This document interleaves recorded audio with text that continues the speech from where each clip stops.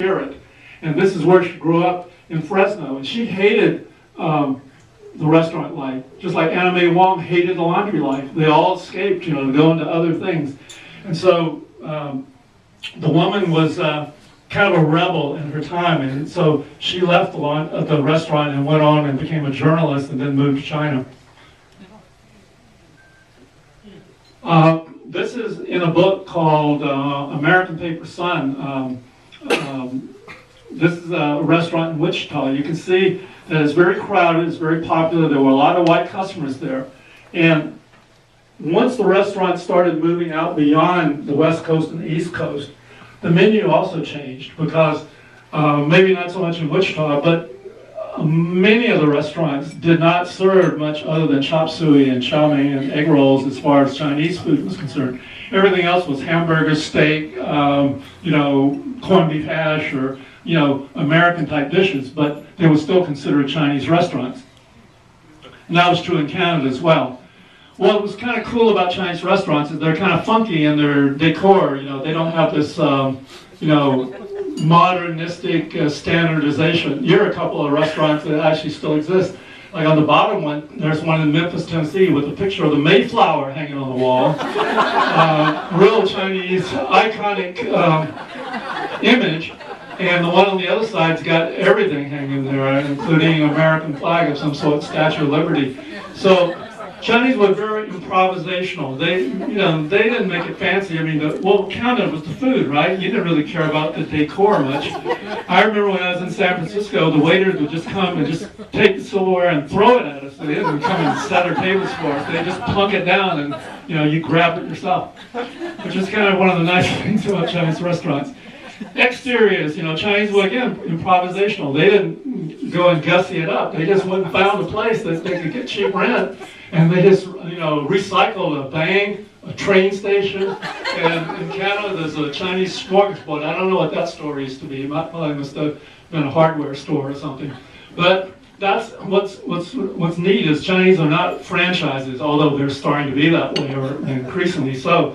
But there's still a certain Chineseness to these places. Once you go in there, you're in a Chinese restaurant. And again, you can't read this. This is a menu from New Brunswick back in probably 1940s. And there's one with Mexican and Chinese food in Texas. Chinese restaurant, Tex-Mex. Chinese burritos and everything. And if you look in the Midlands of the U.S., you'll find that. Here are just some images of some of the family people that I know. The two on the right are actually in Ontario, and that restaurant just recently closed. I think had the unlikely name of, Sunshine Restaurant. But most Chinese restaurant names in the early days were more Chinese type names, and then they started switching to more English names like, Golden Palace or Silver Dragon and that sort of thing. But there's a whole history to how the names changed and why they changed and so forth. But you can see these are families that kind of worked really hard. They worked all day. They worked 7 days a week. I think in a way their life was harder than the laundry life, because at least in laundries I think we usually had Sunday off. Oh yeah, that's what you think. Well,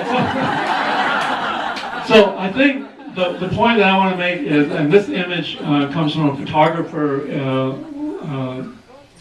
in San Francisco. Leland Wong is a great photographer who gave me permission to use this picture. Most of the mom and pop family restaurants are kind of, being faded out. Corporations are taking over, franchises are taking over, and the food is kind of going downhill. It's all kind of no longer the same. And so I wanted to talk about the people who ran these. So I was able to get 10 people who grew up in their family restaurants all over the U.S. and some in Canada. And in fact, as a personal note, I actually, in the middle of this, or actually toward the end, I suddenly realized that I have some distant relatives that I've never met who were in Saskatchewan. And I said, gee, everything I read says that in every little town in Saskatchewan is a Chinese restaurant. So I said to myself, my God, my relatives probably ran a Chinese restaurant. So after about 6 phone calls, I actually tracked down these people, and yeah, they had a Chinese restaurant in Norquest, Saskatchewan. So I was kind of personally interesting that I was able to discover that. I never really expected that would be the case. So that led me to, this is a quote from, if you've never seen this documentary, Chinese Restaurants by the Canadian filmmaker Chuck.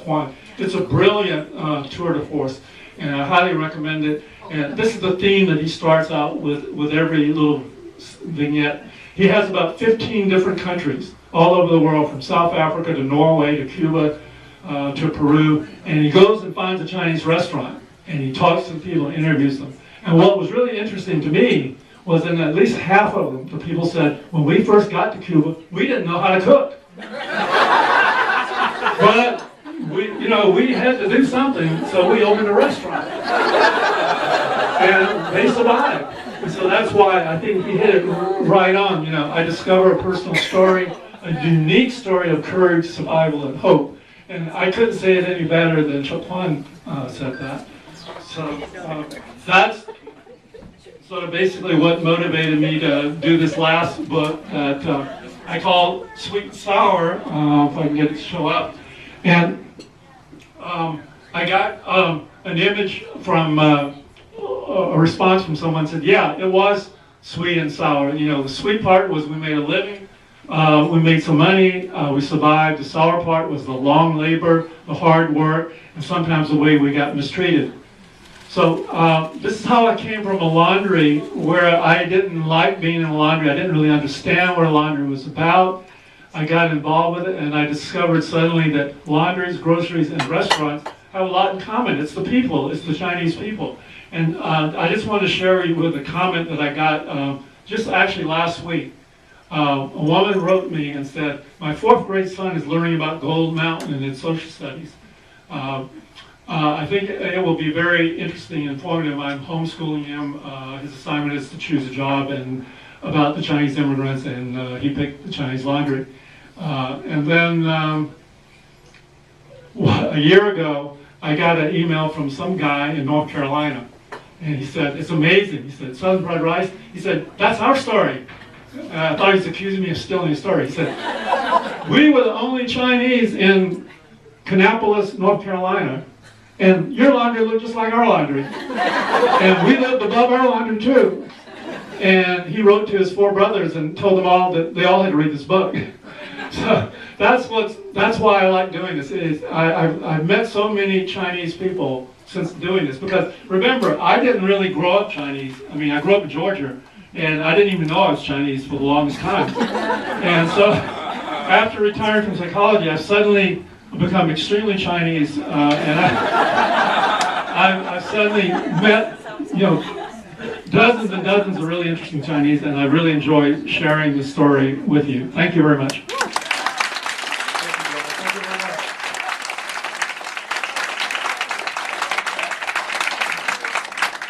Thank you, Dr. Jung. Really wonderful travelogue through food and laundries. And I think part of it is we have to really understand that whether we're Chinese in the United States or in Canada, the stories are very similar. My own ancestor, Reverend Chan Yu Tan, came in 1896. He followed his elder brother, Reverend Chan Seng Gai, who had come in 1888 as Chinese Methodist. They also had 2 sisters that came with them. One went to Chicago. Reverend Chan Seng Gai actually went down to Oregon, founded a church in Carson City, Nevada, and then settled in Los Angeles area. One of our Reverend Chan Yu Tan's sons, Luke Chan, actually starred in some of the movies and was a background player in The Good Earth. And part of that, yeah, we're very lucky because that story got to be told in a CBC documentary called Generations, A Chan Legacy. Maybe we'll have to bring that in here one day for our food's dinners. Now, part of it is Judy Fong Bates is going to speak in, I think, just about 10 minutes. No? And on our schedule, George, we're going to do some raffle tickets right now. Raffle draws. Anybody who hasn't bought a raffle ticket, please put up your hand.